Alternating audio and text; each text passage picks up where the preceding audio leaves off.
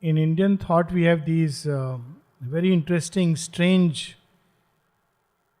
myths and legends, and it is such a many-sided effort that in many things one wonders whether this is spiritual, because in today's times we regard as spiritual only sitting and meditating in a cave.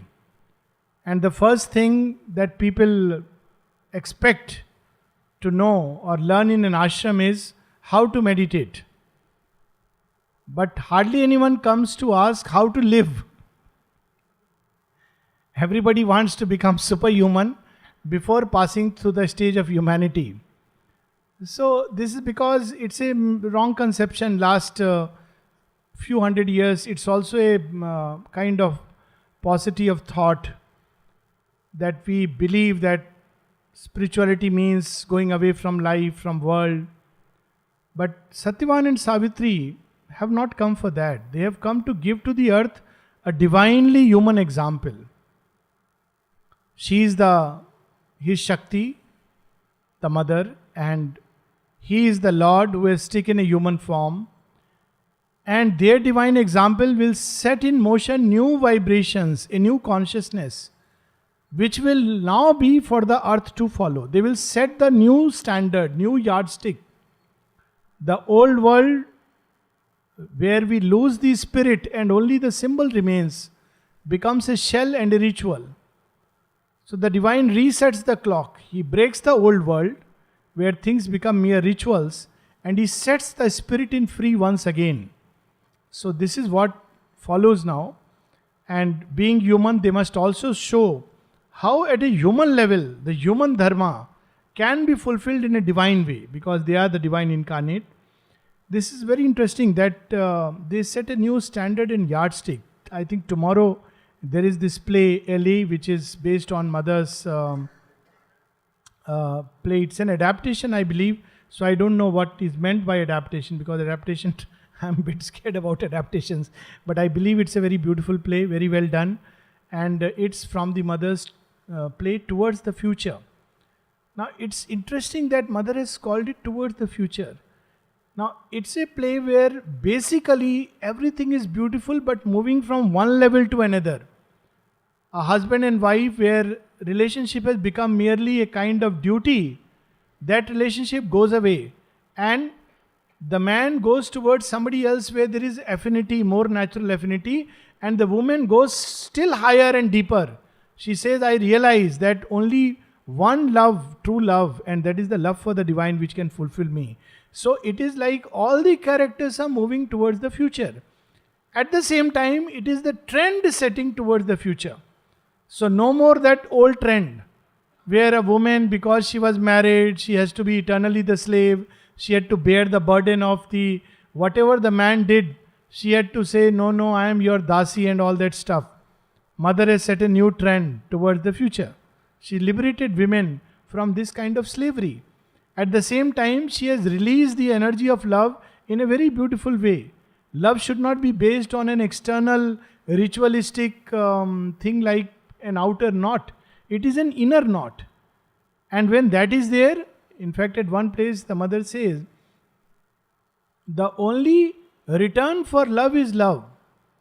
And there is no other, she doesn't talk about legalities at all. Now marriages have become legal on a stamp paper. But this is not the secret of marriage. The secret of marriage is a union of souls which aspire and walk the same path and are complementaries, and they must come together, because by their coming together they gain from each other through this interchange, and they can help each other in the essential. This was the original sense. That is how the mother gave this message on marriage. When somebody asked her, she gave this message that to unite in your body and sensations is good, but it is not enough.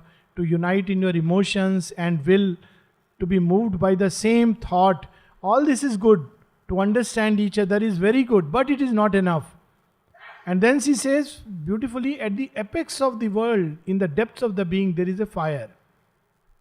To be united around that, to walk the same path, holding hands together at the same pace, to the same goal, that is the secret of a lasting union. Now, this was the secret truth. But this truth has got distorted. There is an outer fire, and there is a priest who will sit, who is waiting for quickly for the dakshina. He is least bothered what is going to happen. And of course, nowadays also, probably in the modern age, there are lawyers who take the place of priest, who will take a certain percentage.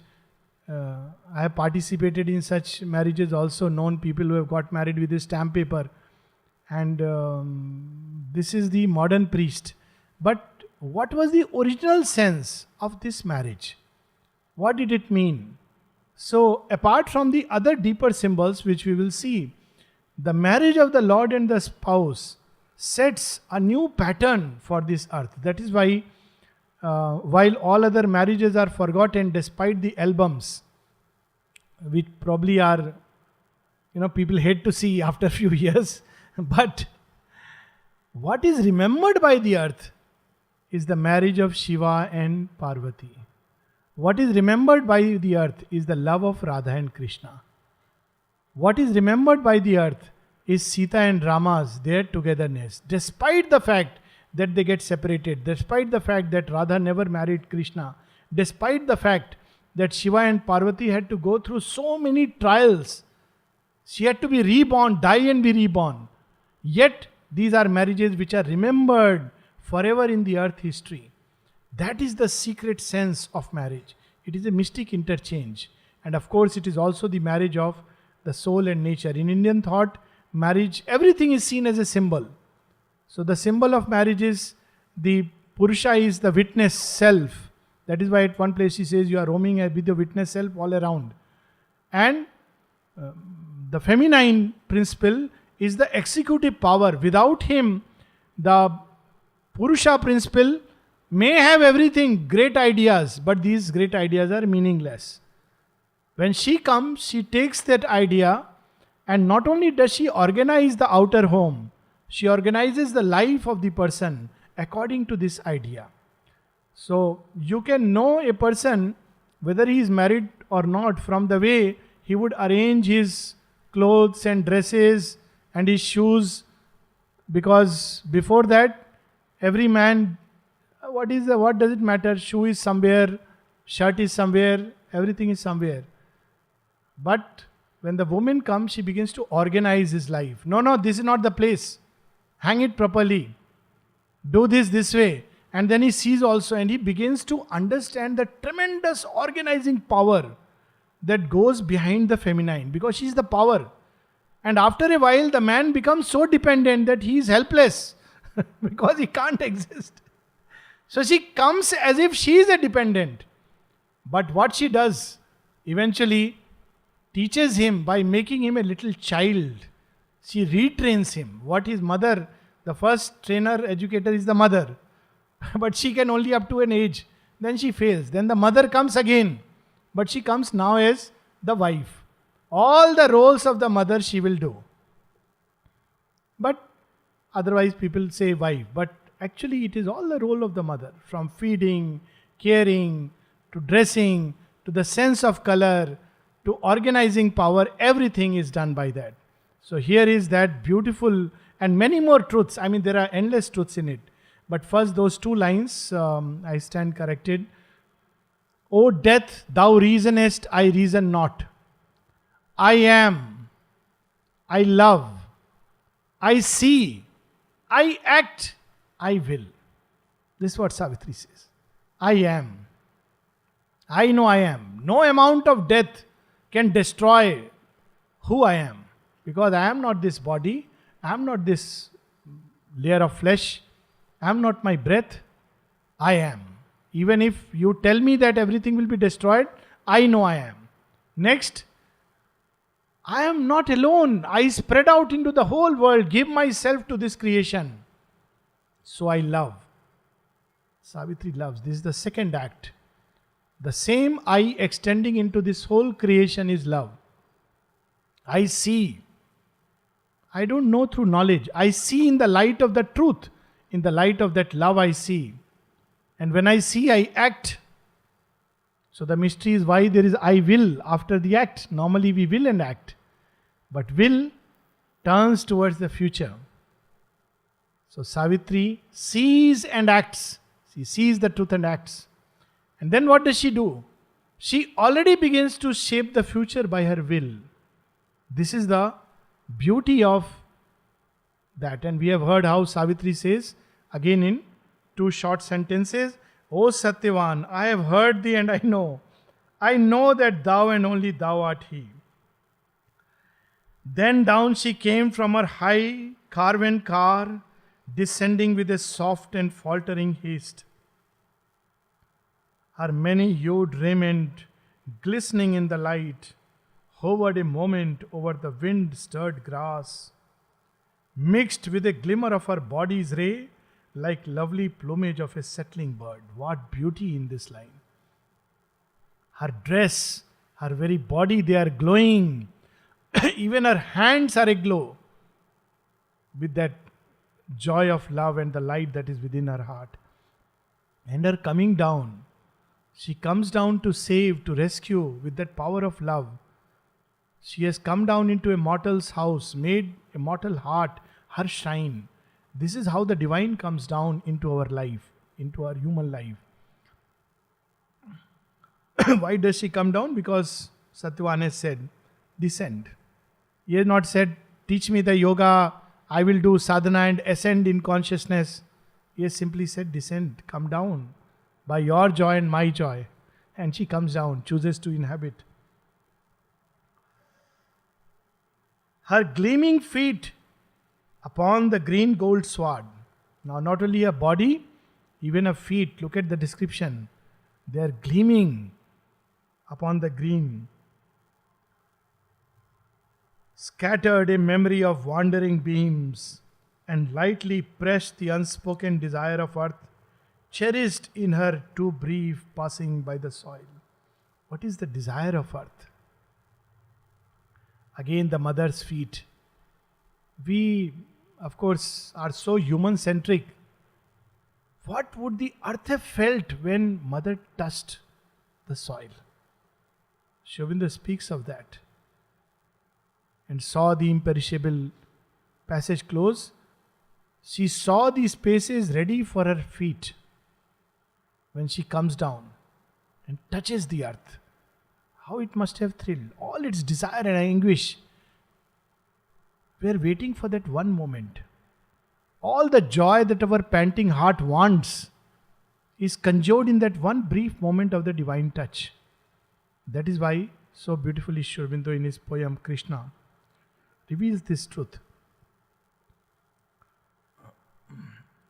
For this one moment lived the ages past. The world now throbs fulfilled in me at last. And what he has discovered? That my heart, which has felt the hungry heart of earth, aspiring beyond heaven to Krishna's feet. This is the aspiration in earth, and all our desires are pointing towards that. That is why they can never be satisfied. It's not because God is cruel. It is because He loves. And of course, He is a very, very possessive lover. And it's good that He is so. If He was not possessive, the earth would have been abandoned. He would not let any other love overtake His love. And for the heart that has once turned to God, He will transmute everything. So much so that whomsoever a bhakta loves, that person begins to change into that image. Because this is how He loves. He will make sure that He will come. In one way or the other, He will enter our life. In 100 ways, 1,000 ways, from every side, He will enter our life. And He will make sure that we remain only and exclusively for Him. Any other clinging supports He will take away. Because this is how He loves. Love means possession. Otherwise, there is no love. Sri Aurobindo speaks of that. So there is this joy that she comes and descends. And her feet, they press upon the earth's desire. And for one moment, they feel fulfilled. This is the story again in our myths of Rama touching the Shila. He presses this earth, solid matter, and it changes into a godlike image. Ahilya is transformed into a godly being because Rama's feet have touched. Then, flitting like pale brilliant moths, her hands took from the sylvan verge's sunlit arms a load of their jewel faces, clustering swarms, companions of the springtime and the breeze. How Sri Aurobindo, master poet, is describing that she is taking away what she is picking flowers. He could, in simple words, he would have said, she picks up flowers. But what are these flowers? They belong to the sun. They are the companions. When we pluck flowers, we don't even think that they belong to the earth. They belong to the sun.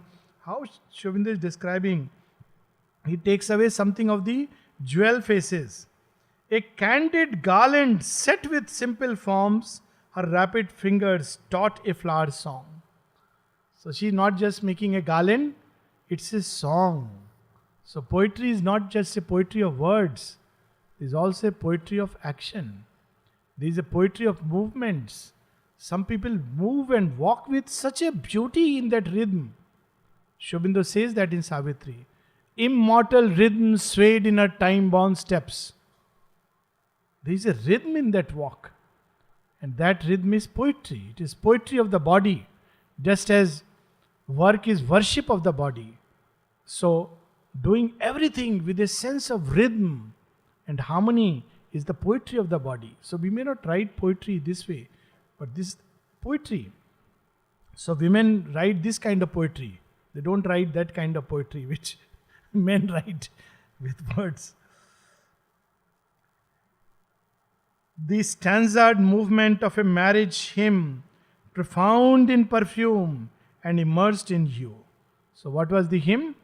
She has woven the hymn like a song in the form of a garland.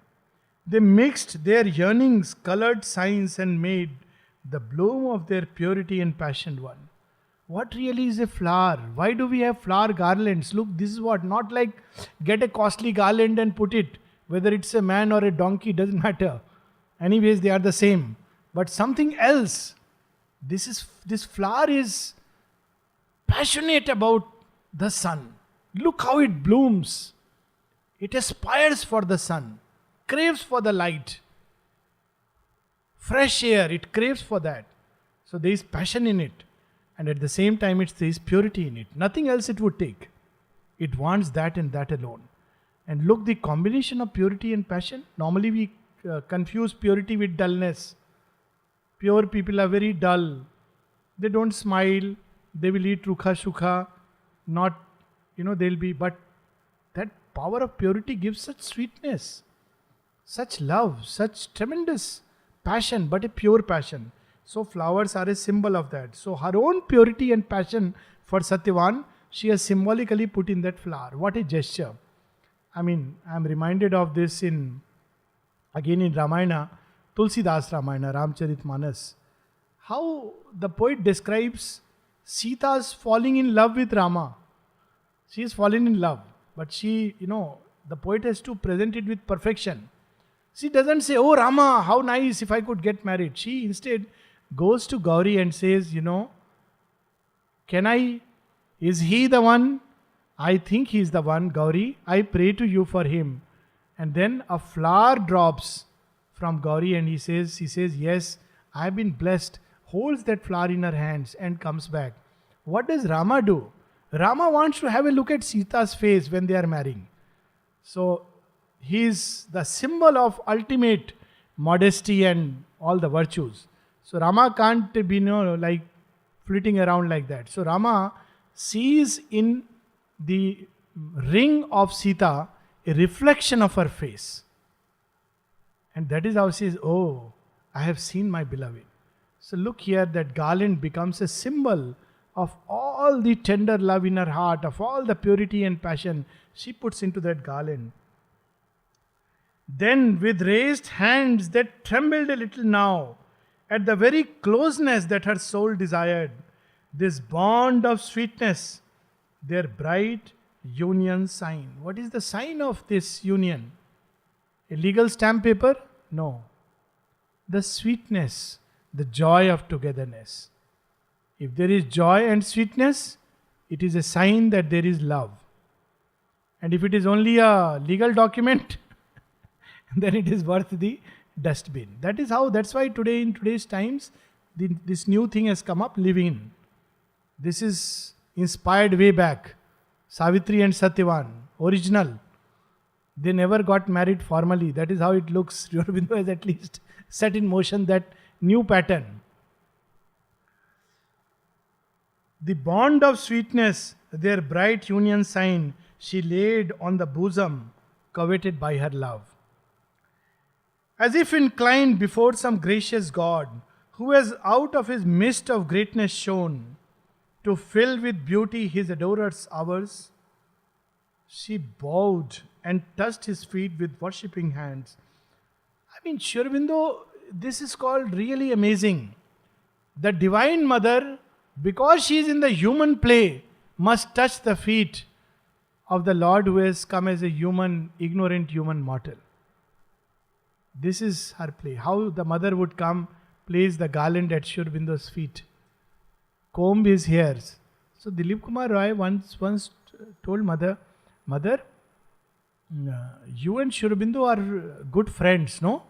I mean, there was something else hidden behind, like an undercurrent, which the mother caught. And she told, he calls me mother. She's the mother. And yet, she surrenders. Why? Because this is the human play at a human level. And he becomes a child in her arms, a babe. She must come and part his hairs like a mother does. Prepare sometimes his breakfast with her own hands. Make sure that he eats. Say what he should not eat. When people would give him too many pantuas and sweets, she would say, no, don't do it. And once when mother is not there and the pantua is there, so beautifully captured by Nirodha, he says, I suppose I can take a little. How beautiful that relation. In mother and Sri Aurobindo's relation, one sees that image of the mother and the eternal Krishna as eternal child playing. And at another level, he is also the one of whom she is the Shakti. Look, both relations. So here, she is the world mother. So why should she touch the feet? She is touching the feet because he is the adorer, the bhakta. And for the bhakta, divine can do anything. This is also the story of Mahabharata, where when Arjuna is doing, Yudhishthir is doing Rajasuya Yagya. So everybody has to be given a job, duties. So Duryodhana, what duty should I give? Yudhishthir says, give him the duty of distributing money from your coffers. Why? Oh, he is very jealous of you. He will give much more than what is required. So he will want to empty your coffers and you want it like that, no? He says, yes. So give him that duty. What duty will you take, Lord? I will pick up everybody's used plates. Such a touching story. The Lord chooses to pick up everybody's used plates. Why would he do it? Because he loves. And where there is love, all high and low vanishes. All ifs and buts become meaningless. How Arjuna says, I have put my arms around you and walked. I did not know you are this. Shri Krishna would say, I allowed you. I love you. It's okay. Out of love we can do it. But if you put me like the divine, then yes, no. But not only you love me, Arjuna, I also love you. You love me, therefore you see me as the divine. But I love you, therefore I become human and I am willing to drive your chariot. Who would do it? It's a very inferior thing. To drive the chariot means something very, very inferior. But the divine would do it. Drive the chariot, cook a meal, touch the feet, pick up used plates. So look, this bhava is conveyed in these lines. As if inclined before some gracious God, who has out of his mist of greatness shone, to fill with beauty his adorers' hours. She bowed and touched his feet with worshipping hands. She wants to fill his adorers' hours with beauty. He adores her. So how beautiful when she bows down and touches the feet. She made her life his world for him to tread, and made her body the room of his delight, her beating heart a remembrancer of bliss. Now Sri Aurobindo is leading us deeper and deeper into the mystery of love. Even there is a mystic truth of physical coming together. Sri Aurobindo has hinted at it, even in one of his later writings, in Supramental Manifestation, where he says that all animal crudity and all this must go away and one has to completely conquer the impulse. And then he says, however, there is a truth behind this, and therefore it cannot be rooted out in its entirety, it has to be transformed. And Sri Aurobindo just hints at it. In evening talks, he is more explicit. But when the disciple asks, Sir, tell us the truth, he says, no, I am not inclined to tell the truth. Because ignorant humanity will use it as a concession. Even the love where the physical togetherness comes in, there is a mystic truth. And of course, the great, now controversial writing, of course, thanks to Anmol, got posted. But it is Nalini Das Bengali writing published, Manasir Bhajan, where he says, to love man is more difficult than loving God. And after we have loved God, we have to learn to love man. But love in a new way. Savitri is showing us what is that new way, where every aspect of humanity gets transformed. That is why in the end, Savitri will say, I am still, lo, we have looked upon the face of God and our life has been raptured by eternity. Yet I am still the Madran. I am still the same to you. Heaven's love fulfills but cancels not our earth. Here we see that touch. Heaven's love. Savitri is the Divine Mother. Satyavan is the soul aspiring, yet caught up in ignorance. So she brings heavenly love. But what about the human side of that love? It doesn't cancel it. See, it lifts it to heights of the absolute. And that is what we find in the play of Radha and Krishna. In fact, Jayadev has written it so beautifully, which is of course a masterpiece, Geet Govind. And many people who are Puritans cannot understand it. So those people who have problem with these lines, some people have asked me why did Sri Aurobindo write this in Savitri? I recommend them read Geet Govind. Then you will understand. In Geet Govind, Radha is angry. Why? Because Sri Krishna has not come back one night. So next day when he comes, he bows at her feet and says, I am very sorry, I love you very much. I am very sorry, and puts his head on her lap and says, look.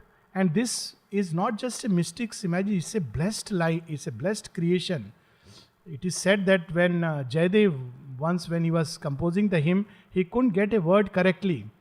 So he left it there because he was trying to get it right. He couldn't get, so he went for a bath. So when he came for the bath, he saw that, something is... He says, who touched my script? He says, why? You have become so forgetful. You came, you wrote this word and you have gone away, and now you are saying that who touched it? He said, but I never came, I went for the bath. So it is said that Sri Krishna himself came and wrote that word. It's a mystic literature of that power. And if somebody reads it who is too Puritan with an unchaste mind, one can never understand what has this got to do with spirituality. But look, Indian spirituality is so vast. So here now we are entering that aspect.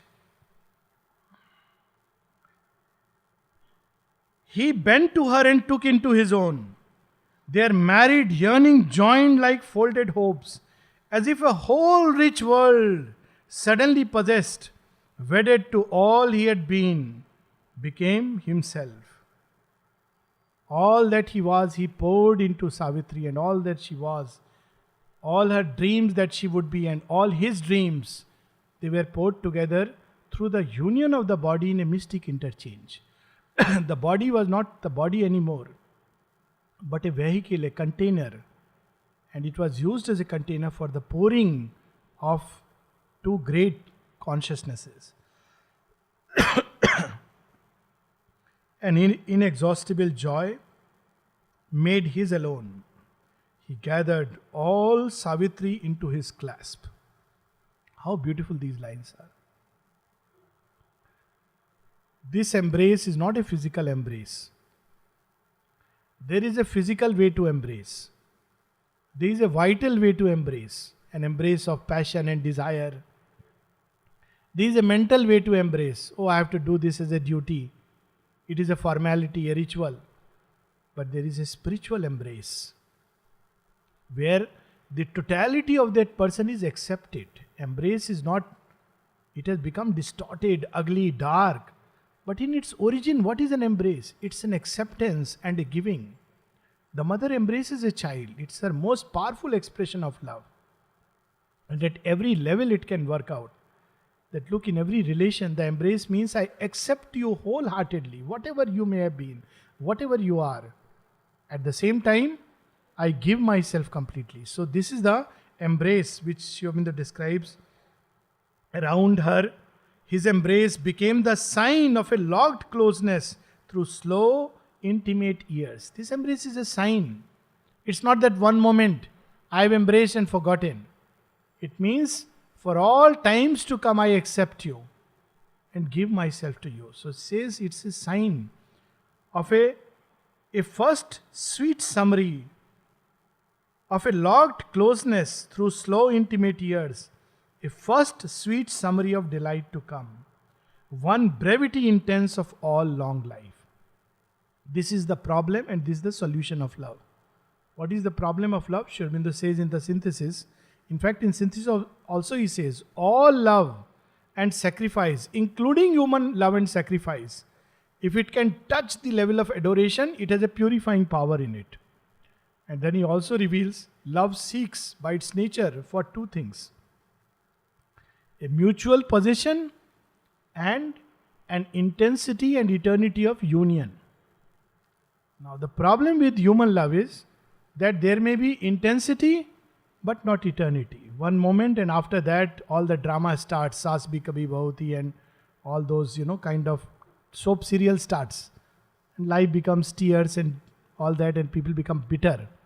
But that one moment was a true moment. It's not that it was untrue. But that was a moment when our soul looked out. But it gets veiled because we don't live in the soul all the time. The ego comes, the mind comes, the vital comes. But the solution is to bring that soul state more and more forward and not to get locked into the ego. So it is the first sweet summary of the delight to come. It is possible if the soul state can remain, then the intensity can also become eternal. So here they already know this secret. In a wide moment of two souls that meet, she felt her being flow into him as in waves a river pours into a mighty sea. This is giving.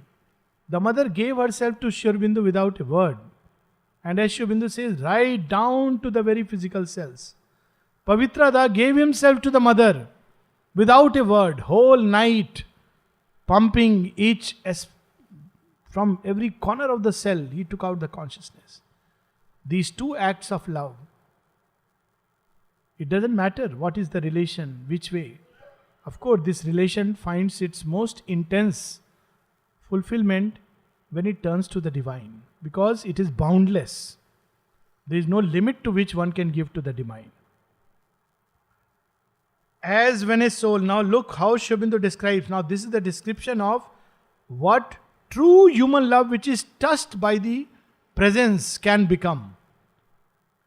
As when a soul is merging into God, to live in Him forever and know His joy, her consciousness grew aware of Him alone, and all her separate self was lost in His. It doesn't matter which way one does it.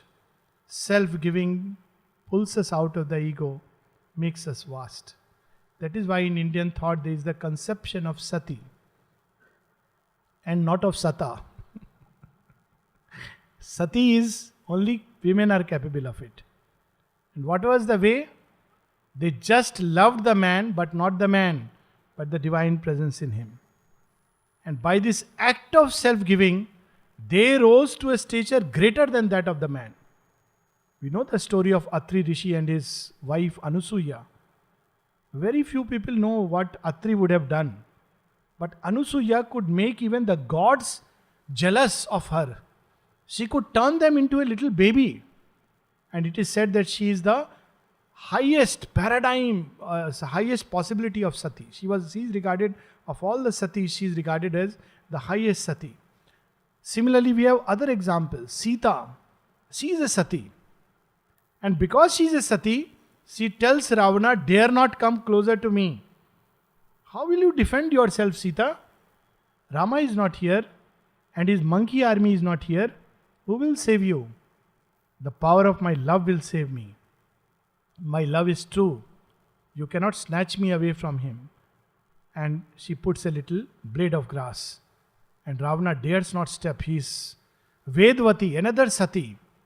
She has this power, it is her curse, because of which Ravana eventually dies. This power of sati. Draupadi has 5 husbands. Still she is a sati. Why? Because she loves in her heart only Krishna and has given herself to him. Look how many angles this idea of complete love and self-giving is revealed to us. And because Draupadi is a sati, she is not just an ordinary human being. Therefore, just because Dushasan touches her, not only he but the whole clan is destroyed. This is the power of love. The conception of sati was not to become a doormat. It is the power of love that is born out of truth. That's what is sati. So Savitri knows this. And in that one moment she gives herself fully to Satyavan. And by giving, one becomes greater. Just as when one gives to God, one becomes boundless. One steps out of the shell of the ego. So in whatever form of love, even to a stone, if one thinks this is God and gives oneself, one experiences the same thing. But it should be true love, not attachment and just that kind of a expectation, hopes, desires. Then this magic doesn't work. There is a magic key to it. As a starry heaven encircles happy earth, this was another symbol in Indian thought. The man was called as heaven, and the earth was called as, the woman was called as earth. Nalnida has written another beautiful essay on this, and how the man and woman relation was seen as the relation of heaven and earth. Who is greater? We would say heaven. No. It is the earth. Why? Because she holds all things and draws even heaven close to her. Because of her power of attraction. So the marriage of heaven and earth, which the Vedic rishis spoke about and aspired for, there is an inner truth of it, and there is also an external corresponding truth of it. So Sri Aurobindo is giving that symbol that as heaven encircles the stars, he shut her into himself in a circle of bliss and shut the world into himself and her. This embrace carried the whole universe. It was embracing the universe through the being of Savitri. A boundless isolation made them one. Again, look at this line. There are 2 kinds of love and isolation in love. One where one gets cut off from everything else. The other where one includes everything else. One that is limited and brings craving and all that. The other where it is boundless and yet it is an isolation. He was aware of her enveloping him and let her penetrate his very soul. As is a world by the world's spirit filled, as the mortal wakes into eternity, as the finite opens to the infinite. What greater tribute can anyone pay to love? And people say Sri Aurobindo is a philosopher. Abstraction of thought. How very down to earth he can be, and even fill that down to earthness by the touch of the highest heavens. So he describes this moment of embrace as the mortal waking into eternity, because otherwise we are caught up in love, makes us forget ourselves, and suddenly we feel, this is going to last forever. That is why people utter this word forever only when they are in love. Otherwise they don't speak about it. Oh, I will love you forever. This because it gives that sense of eternity. Because one wants that moment to last forever. It carries within it that magic of bliss. And as the finite opens to the infinite, there is no limit to it. It looks as if there is no limit to that love. Thus were they in each other lost a while. Then, drawing back from their long ecstasies trance, again, we have heard about trances which sadhakas experience in meditation. This too is a trance where one is transported into bliss by an act of boundless love. Of course, not what men call love, but by that love which the soul experiences for the divine, and wherever it experiences that love in any form whatsoever, for a moment it can experience that trance of bliss. Came into a new self and a new world. So when they came back, they were different. So if people saw, they would have said, Satyavan, you look so changed. Yes, of course, because I have seen love. Each now was a part of the other's unity. It means that one has accepted, taken everything of the other person. This is unconditional love. Not that I love this part and not that. I love when you are fine, but not when you are angry. Then I don't love, because that is demon coming out. No. When one loves, one loves. I love you when everything is fine. But when things are not fine, I don't love you. No. I accept your fate and destiny as mine. This is what Savitri does. So it is a total unconditional acceptance. So each becomes a part. The world was but now Sri Aurobindo brings it back to the scene, the Lord and the spouse, because only they are capable of that love. Only divine love is capable of loving another person divinely, unless that love is born into our human heart. So that is why first the ignorant human love, next the divine love, and which transmutes and casts away the ignorance, and third the return to earth, the divinization of human love. That is the last step. So already that is being foretold in Savitri. The world was but their twin self-finding scene. Now they have decided to hold hands together and walk. Or their own wedded beings' vaster frame. On the high, now see the marriage, how it takes place. On the high glowing cupola of the day, fate tied a knot with morning's halo thread. Who will come and who will perform the wedding? Wedding is not a ritual. Muhurtam, which is the muhurt. The moment of love and giving is the moment of marriage. So that is the moment.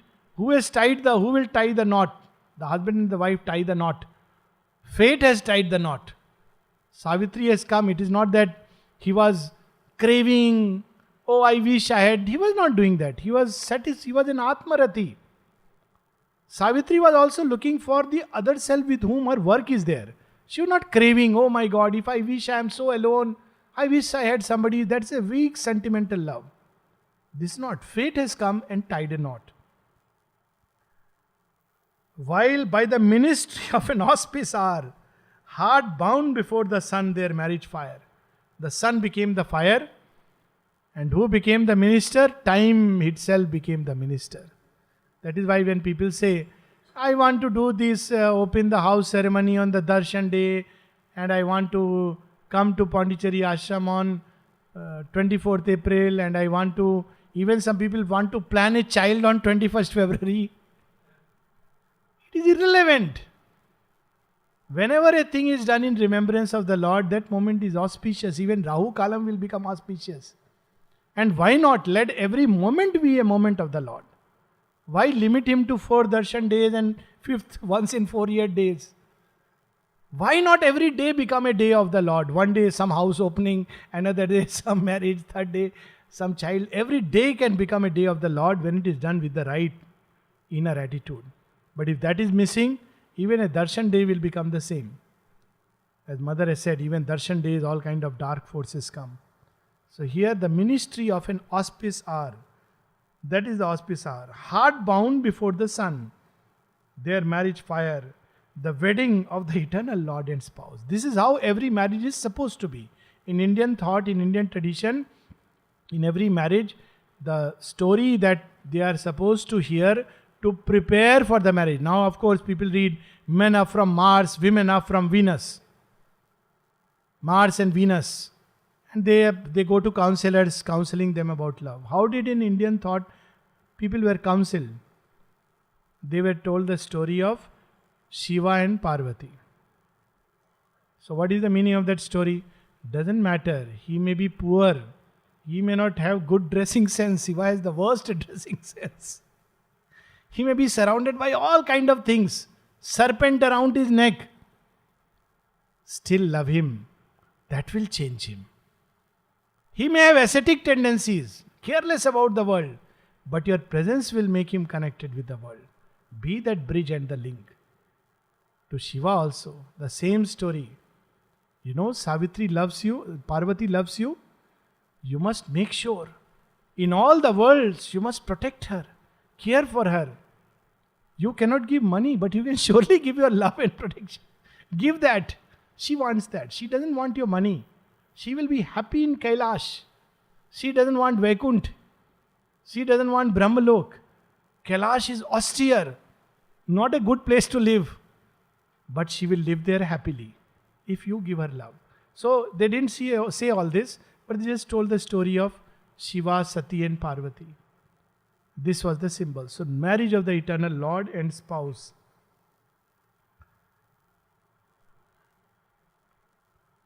Took place again on earth in human forms.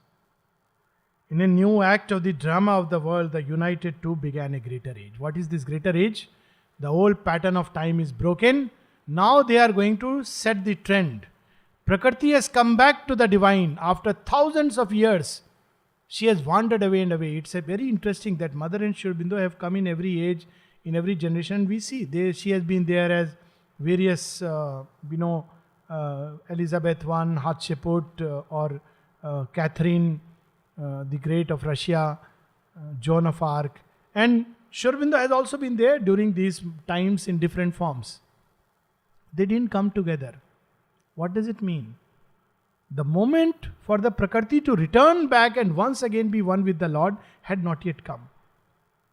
Prakriti is still going on the rhythms of the past, expanding herself. But time comes when a new act must start. So they must come together and unite. So we have all these avatars who come, they bring the Prakriti. And they are acknowledged, except perhaps in Buddhism, where also we have the story of the woman who came to Buddha and showed him the path. And of course, in the story of Christ, which has become a matter of so much controversy, because Mary of Magdalene is not being recognized. So there is a whole set of Christian thought that they say, no, she was very much part of his life. She was married to him. There is a whole lot of story. But in India it was understood. Avatars come and once again Prakriti comes and realigns. So when she realigns, a new moment starts. So the coming together of Mother and Sri Aurobindo is a realignment of nature. She brings the whole world, all that it is, and pours at his feet. And she says, now, next step. As Radha, you asked me to create when you were Krishna and I have set the world in a certain way. What is the command now? And the command comes, conquer at any price. That is how she says later on. In a new act of the drama of the world, the united two began a greater age. In the silence and murmur of that emerald world, and the mutter of the priest wind's sacred verse. So who is chanting the mantras? The winds are chanting the mantra. How Sri Aurobindo is unconventional, liberal and vast. And we want to once again, what were the mantras chanted during marriage, and let's chant even whether they know it or not. And some of them are saying, do it fast, do it fast. Muhurtam is getting over. Of course, these mantras have a nice meaning. But look at another mantra. When you are in the right state, then the chant of the breeze is a mantra. How beautiful he can make things and how simple. And people say he's complicated. He is the one who has made things so simple. He is priest and the mantras. Amid the choral whispering of the leaves, love's twain had joined together and grew one. Love is the power that makes everything one. The natural miracle was wrought once more. The miracle of love, which changes. It is the natural miracle. In nature, everything changes by the power of love. When two cells come together, a third one is born, which is unique. The first touch of love, even at the cellular level, brings the sense of immortality. We are talking about much later. If two cells don't come together, they will die. But when they come together, a new cell is born. That is a kind of immortality. The content of the cells extends into another. Every day's biology is a proof of this. That love, even at the most elementary level, defies death. So Sri Aurobindo uses the word natural miracle. It's a miracle that goes on. Two cells come together and they defy death.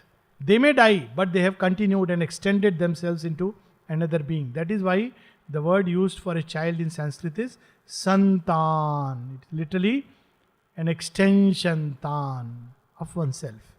So the body dies, but oneself extends. Why? Because love has created this miracle. In the immutable ideal world, one human moment was eternal meet. So that one moment, a moment of love, is also a moment of bliss. It is the moment of eternity. So we'll continue tomorrow.